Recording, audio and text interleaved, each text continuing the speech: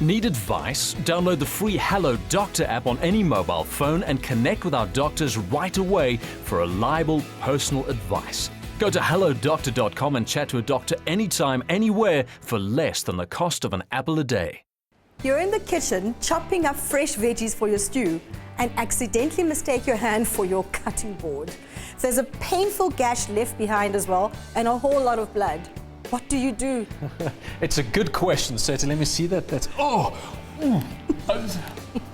feel Okay, hang in there. sorry, the sight of blood.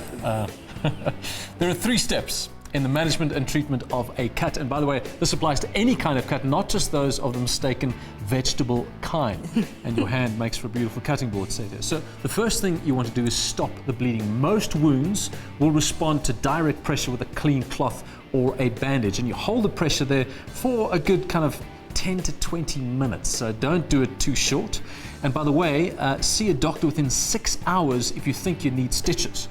So let me have a look at that. And do you think I need stitches? No. I don't think so. No, I don't it's kind think of so. a shallow little cut, superficially, you're right.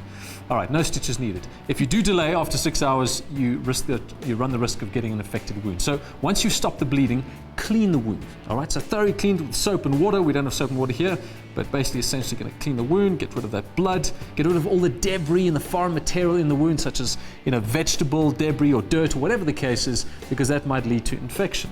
And then what you want to do is apply an antibiotic ointment to help prevent infection and to keep the wound moist. So there you go, just a little bit of that, it should be fine.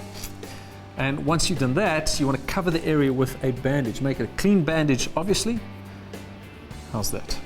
Not much of a nurse, really. Nice job. You like that, huh? All right, so keep that clean.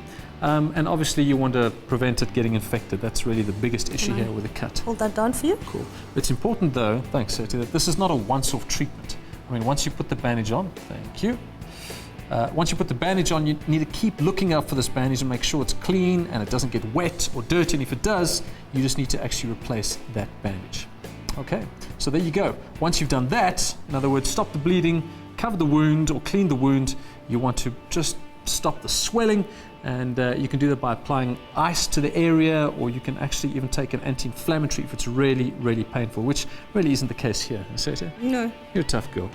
And if you experience any numbness or you find it difficult to move your finger, then it's definitely time to see a doctor. And especially if I put the bandage on a little too tightly. In fact, depending on the source of the cut, a rusty nail or a broken glass in the garden, for example, you might need to get a tetanus shot as well.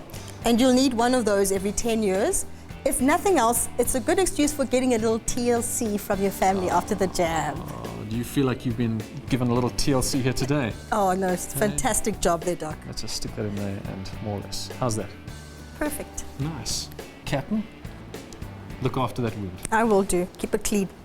Need advice? Download the free Hello Doctor app on any mobile phone and connect with our doctors right away for reliable personal advice. Go to hellodoctor.com and chat to a doctor anytime, anywhere for less than the cost of an apple a day.